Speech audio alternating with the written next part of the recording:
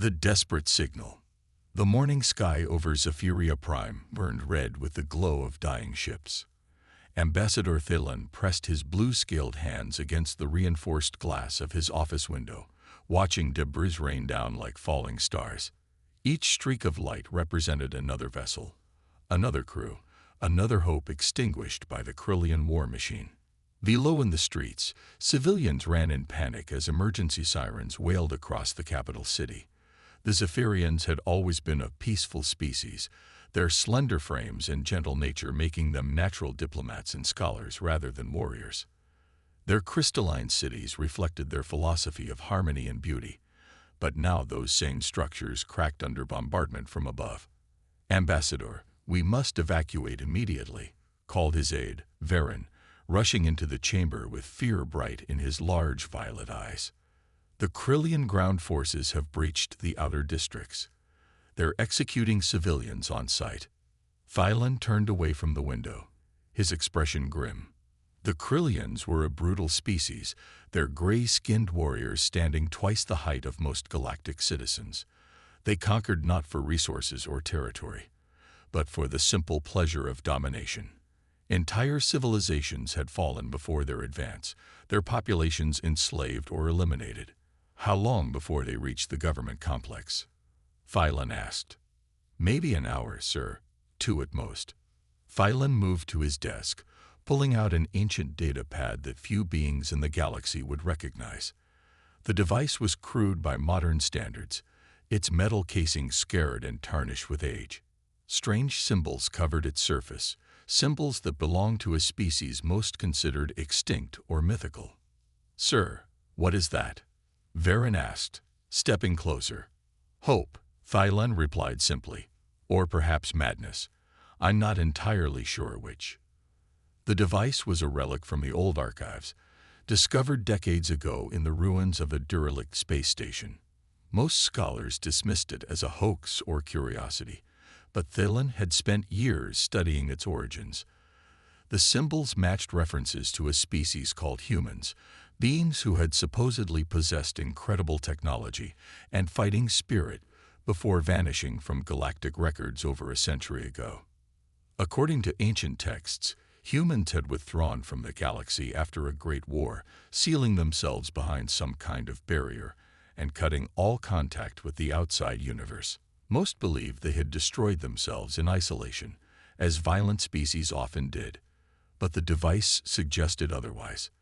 "This is an emergency beacon," Thelen explained, his fingers dancing across the Archic controls. "If the legends are true, if humans still exist somewhere beyond the galactic rim, this might reach them." The pad hummed to life, casting an eerie blue glow across Thelen's features.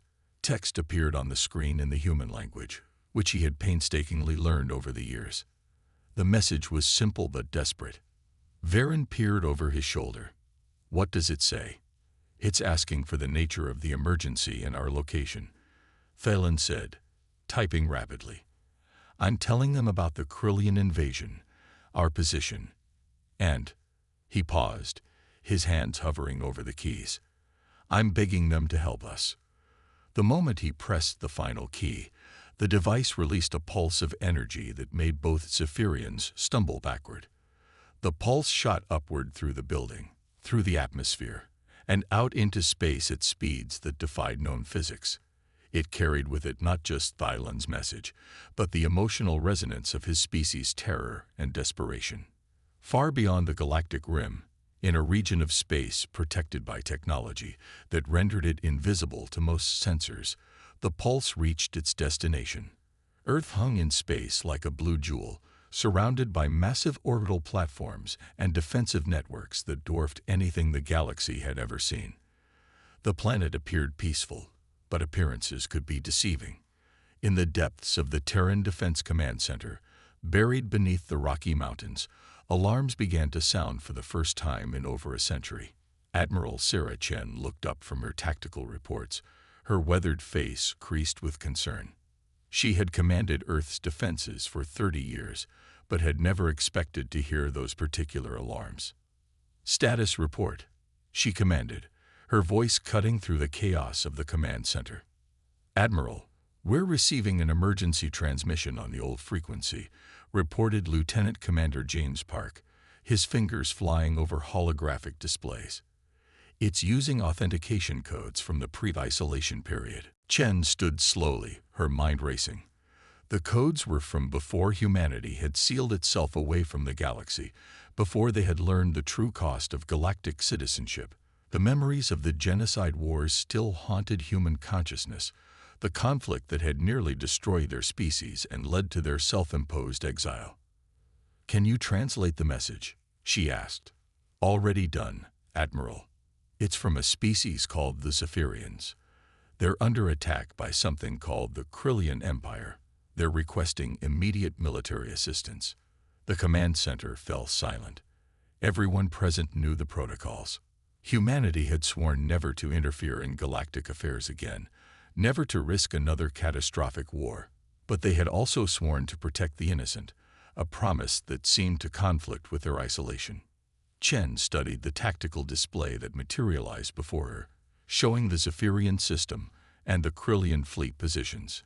Her strategic mind automatically began calculating approach vectors and deployment strategies, decades of training taking over.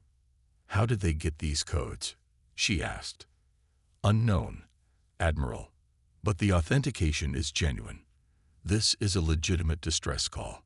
Chen closed her eyes, weighing the decision that could change everything.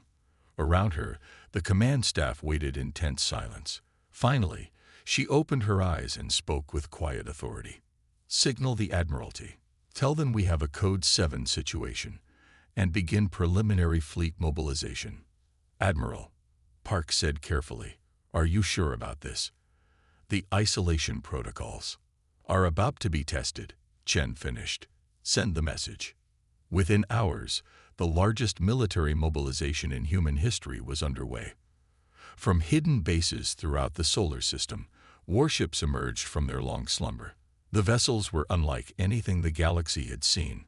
Their designs evolved through decades of isolation and technological advancement.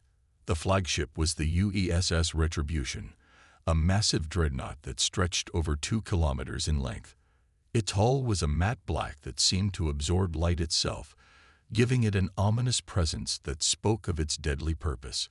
Accompanying it were hundreds of other vessels, carriers, destroyers, frigates, and support ships, all bearing the distinctive angular lines of human engineering.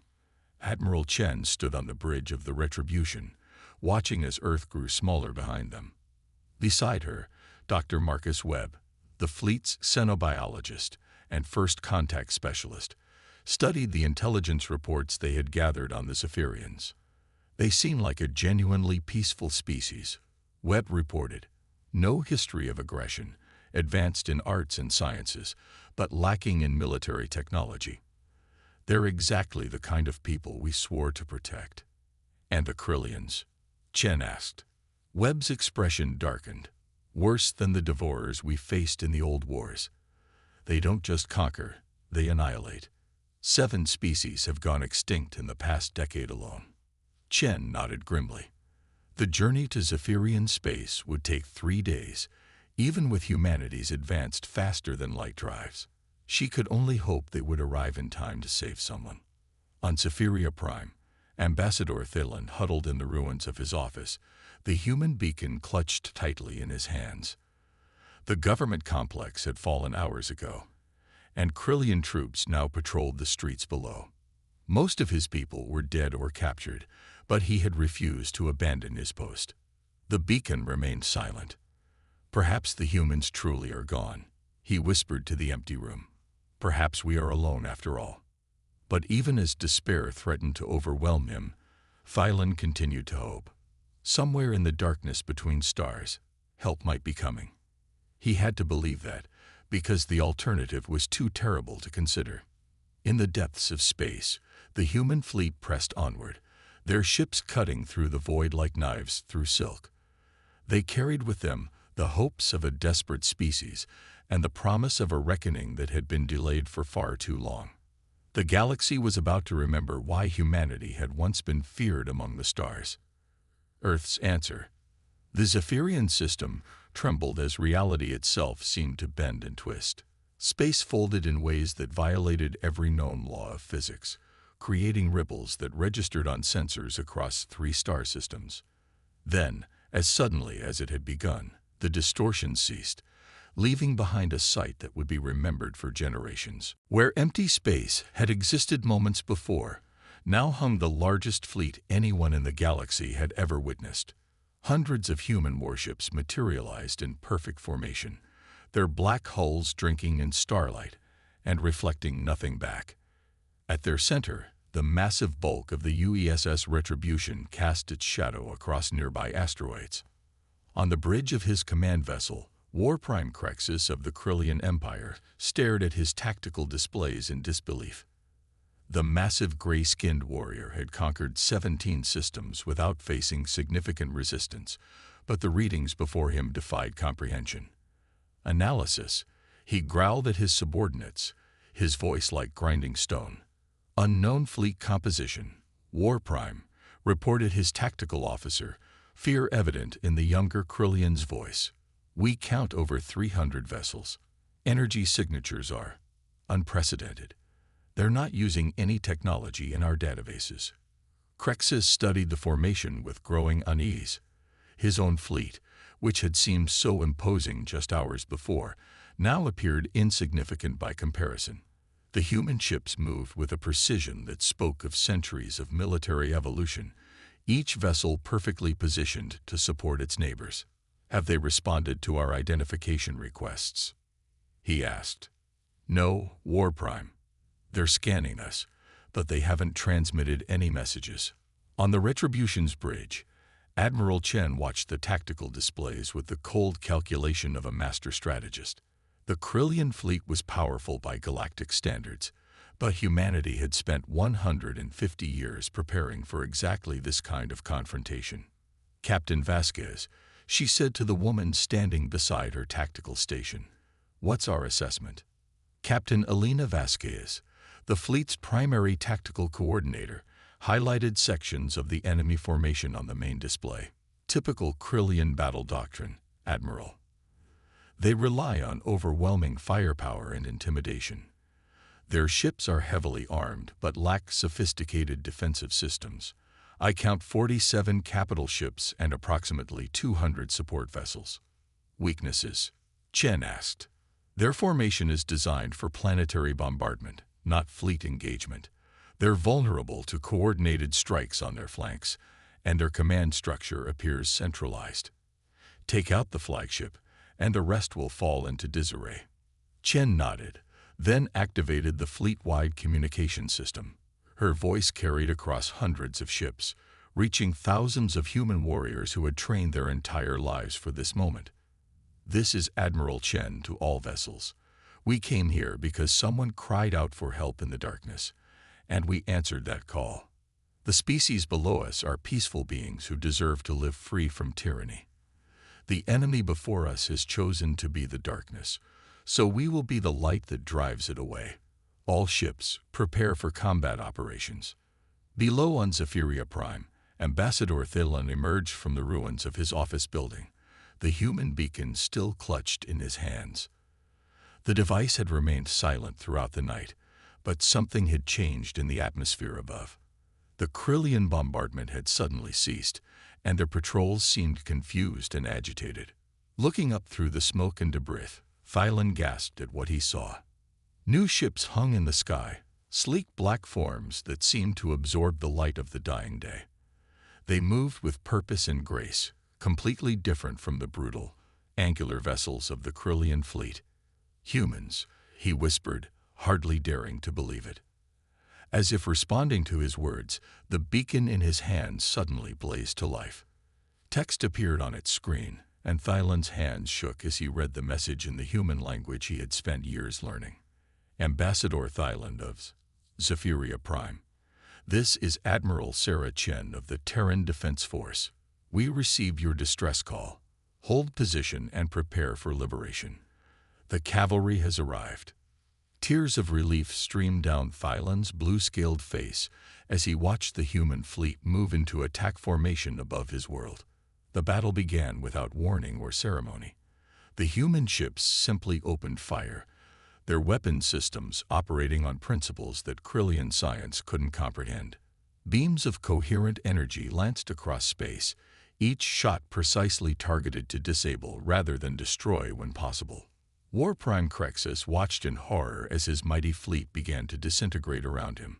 The humans fought with a combination of technological superiority and tactical brilliance that rendered his numerical advantage meaningless. Their ships danced through space with impossible grace, their weapons reaching across vast distances to strike with surgical precision. "Return fire," he roared. "All ships, engage the enemy." The Krillian response was immediate but futile. Their energy weapons splashed harmlessly against human shield systems that seemed to bend space itself. Their missiles were intercepted by defensive networks, so sophisticated they appeared almost supernatural. Captain Vasquez coordinated the human response from the Retribution's tactical center, her hands moving across holographic displays with practiced efficiency. "Admiral, enemy formation is collapsing. Their flagship is attempting to retreat to the outer system." "Pursue and disable," Chen ordered. "I want their commander alive for questioning." The human fleet moved as one, their ships flowing through space like schools of predatory fish. Smaller vessels harried the fleeing Krillian forces, while the capital ships formed a containment perimeter. Within minutes, the battle was effectively over. War Prime Crexus found himself trapped on the bridge of his crippled flagship, his proud vessel reduced to a drifting hulk by weapons he couldn't understand. When the human boarding parties arrived, he expected to be executed according to Krillian tradition. Instead, he found himself face to face with beings who looked almost fragile compared to his own massive frame. Dr. Marcus Webb approached the captured Krillian leader with scientific curiosity rather than hatred. The human xenobiologist had studied dozens of species during his career, but this was his first encounter with a living Krillian. "War Prime Crexus," Webb said in accented but understandable Krillian, "I am Dr. Webb of the Terran Science Division. You will be treated according to the standards of civilized warfare." Crexus stared at the human in confusion. "You speak our language. How is this possible?" "We've been watching, learning, preparing," Webb replied simply. "Your species' reputation preceded you across the galaxy. We know what you've done to innocent worlds." "Then why haven't you killed me?" Crexus asked. Webb looked at him with something that might have been pity. "Because that's not who we are. You'll be held accountable for your crimes, but through justice, not revenge." On Zephyria Prime, liberation came swiftly. Human Marines deployed from their ships with equipment and tactics that made the Krillian ground forces seem primitive by comparison. The invaders found themselves facing soldiers who moved like ghosts, struck like lightning, and showed mercy to enemies who surrendered. Ambassador Thalen waited in the ruins of his office as the first human soldiers reached the government complex. When they arrived, he was surprised by their appearance.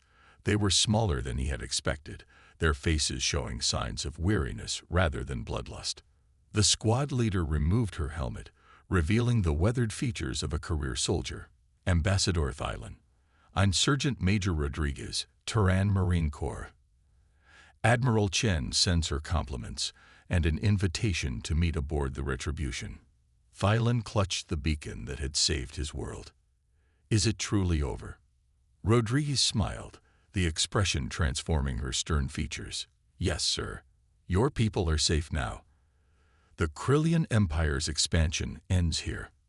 Hours later, aboard the Retribution, Thalen found himself in a meeting room that seemed impossibly advanced even by galactic standards. Admiral Chen sat across from him, her presence commanding despite her relatively small stature. "Ambassador," Chen began, "we need to discuss the future. Our return to galactic affairs cannot be undone, and frankly, we're not sure we want it to be. Your people's courage in reaching out to us has reminded us of something we have forgotten." "What is that, Admiral?" Thalen asked. "That sometimes doing what's right is more important than staying safe. The galaxy has grown darker in our absence, and perhaps it's time for humanity to return as guardians rather than conquerors." Chen activated a holographic display showing star charts of the surrounding sectors. We're proposing the formation of a new alliance, one dedicated to protecting peaceful species from predators like Acrylians. Will Zephyria join us? Thailand looked at the display, seeing hope where before there had been only despair. Admiral, my people would be honored to stand with humanity. You answered our cry for help when no one else would. That is a debt we can never repay. It's not about debt, Chen replied. It's about doing what's right. And judging from the signals we're already receiving from other systems, we're not the only ones who feel that way. Indeed, across the galaxy, species that had lived in fear of Krillian expansion were reaching out to the mysterious humans who had appeared from nowhere to stop an unstoppable enemy. Old emergency beacons were being activated, distress calls transmitted, and requests for alliance sent across the void. Humanity had returned to the galaxy, not as conquerors or destroyers, but as protectors and allies. The age of isolation was over, and a new chapter in galactic history was about to begin. As Thailand watched the human fleet reorganize around Zephyria Prime, he realized that his desperate gamble had accomplished more than just saving his world. He had awakened humanity from its long sleep and reminded them of their highest calling. The darkness would no longer go unchallenged. Earth's children had returned to the stars, and they brought with them the promise that no cry for help would ever go unanswered again.